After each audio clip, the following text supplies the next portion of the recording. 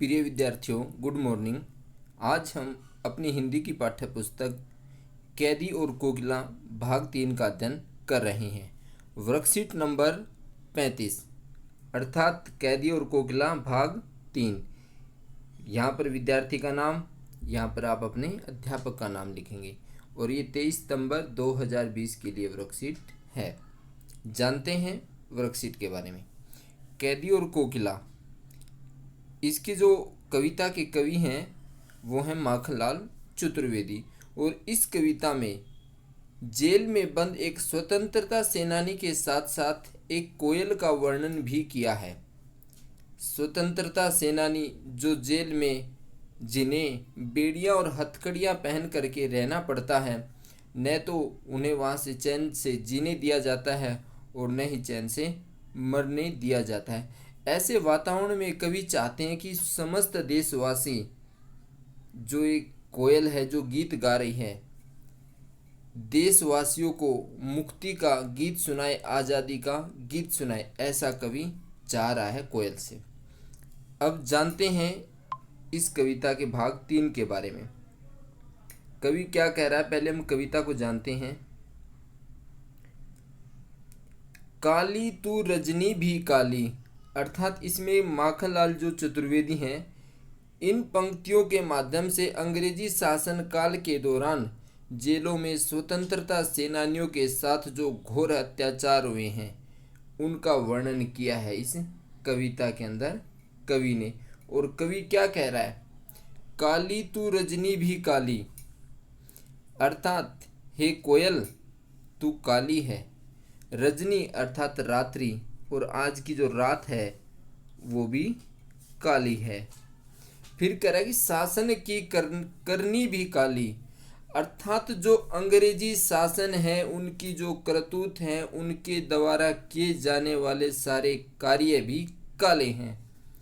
काली लहर कल्पना काली, अर्थात जो जेल की चार दीवारी के अंदर चलने वाली हवा है, लहर है, वो भी काली ही है। मेरी काल कोठरी काली, अर्थात जिस काल कोठरी में रह करके मैं अपना जीवन यापन कर रहा हूँ वो कोठरी भी काली है। टोपी काली कमली काली, यहाँ पर कवि कह रहा कि जो टोपी मैंने पहनी हुई है, कह रहा कि वो टोपी भी काली है। और कंबली काली, कंबली अर्थात कंबल, जो कंबल मैंने ओढ़ा हुआ है वह भी काला है। मेरी लोह श्रृंखला काली, अर्थात मैंने जो लोह की बेड़ियां पहनी हुई हैं वो बेड़ियां भी काली हैं। पहरे की हूँ कृति की ब्याली, अर्थात जो पहरेदार रात दिन पहरा दे रहे हैं उनकी हुंकार तिस पर है गाली ए आली, अर्थात बात बात पर वो हमें गालियाँ सुनाते हैं, उनकी हर हुंकार पर हमें गाली सुनने को मिलती है। हे आली, हे सखी, हे कोयल सखी, यहाँ पे आली शब्द संबोधन करता है कवि कोयल के लिए। इस काले संकट सागर पर मरने की मदमाती, कवि कोयल को यह समझाने का प्रयास कर रहा है कि जो किसी काले सांप की भांति हमें डसने को दौड़ते हैं वे लोग, और कह रहा है ऐसे वातावरण में, इस माहौल में आप जो है इस अंधेरी काल कोठरी के पास आकर के मदमस्त होकर के मंडरा रही हो, मधुर आवाज में गा रही हो। कितना अघोर संकट छाया हुआ है हम पर, कोकिल बोलो तो। यहाँ पे कवि कहता है कि कोयल आप कुछ बोलिए, आप इस संकट में यहाँ पर खुद को ले आई हैं, क्या उसने मरने की ठान ली है?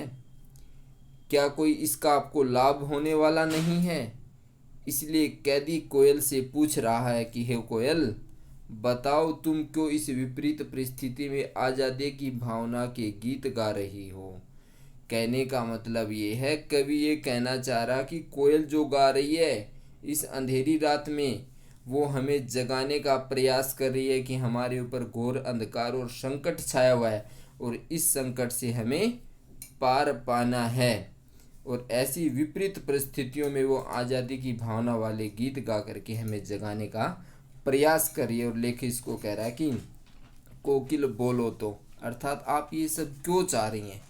वो इसलिए चाह रही हैं ताकि जो अंग्रेजी शासन की काली करतूत हैं उन सब से देश में एक राष्ट्र प्रेम की भावना जागृत हो। भावार्थ।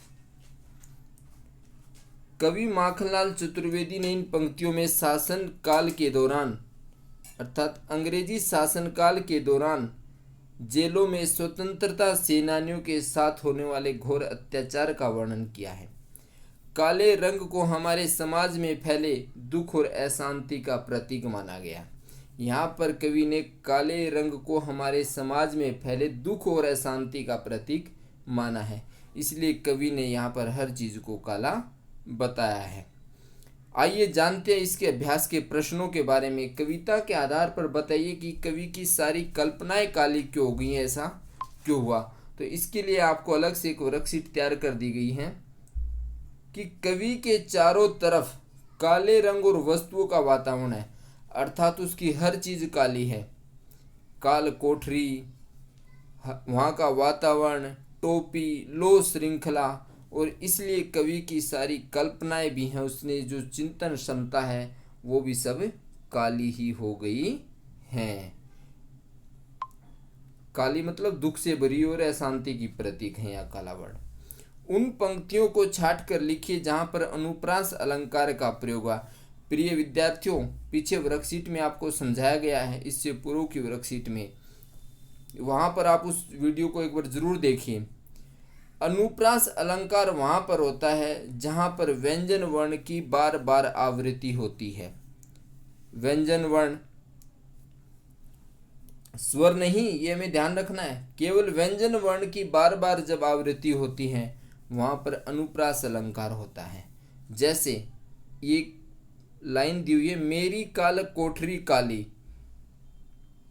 काल का, कोठरी का, फिर काली का क, अर्थात क, क और क, 3 बार क की आवृत्ति, फिर ल, काल का ल, काली का ल, ल की आवृत्ति, मेरी का र, कोठरी का र, र की आवृत्ति। अर्थात ये व्यंजन वर्ण है सारे, इनकी बार बार आवृत्ति हो रही है और इसी आवृत्ति के कारण यहाँ पर क्या है, अनुप्रास अलंकार है। टोपी काली, कमली काली, काली ये है, क वर्ण की आवृत्ति, ल वर्ण की आवृत्ति।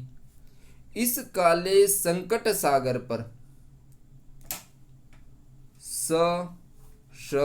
स वर्ण की आवृत्ति, अर्थात जब व्यंजन वर्ण की आवृत्ति का मतलब दोहराव, जब किसी पंक्ति में, काव्य की पंक्ति में व्यंजन वर्ण की बार बार आवृत्ति होती है वहां पर अनुप्रास अलंकार होता है। तो यहाँ पर क ल र वर्ण की आवृत्ति के कारण, इसमें क ल और ल वर्ण की आवृत्ति के कारण स, और यहाँ पर इस पंक्ति में स वर्ण की आवृत्ति के कारण अनुप्रास अलंकार है। प्रश्न नंबर 3, इन पंक्तियों में काला रंग किसका प्रतीक है? ऊपर आपने पढ़ा काला रंग हमारे समाज में फैले दुख और अशांति का प्रतीक है, अर्थात कवि ने काले रंग को दुख और अशांति का प्रतीक माना है। कवि जेल में अन्य पक्षियों की आवाज भी सुनता होगा, लेकिन उन्होंने कोयल की ही बात क्यों सुनी? प्रश्न नंबर 4, कवि ने कोयल के भिन्न स्वर के कारण यहाँ कोकिला की ही बात की है, अर्थात भिन्न भिन्न स्वर के कारण। कोयल वैसे भी रात को नहीं बोलती, उसका इस प्रकार बोलना कवि को अंदर तक झकझोर लेता है, अर्थात उसको छू लेता है। अतः रात को उसका इस प्रकार पुकारना किसी संकट का प्रतीक है, और इसलिए जो है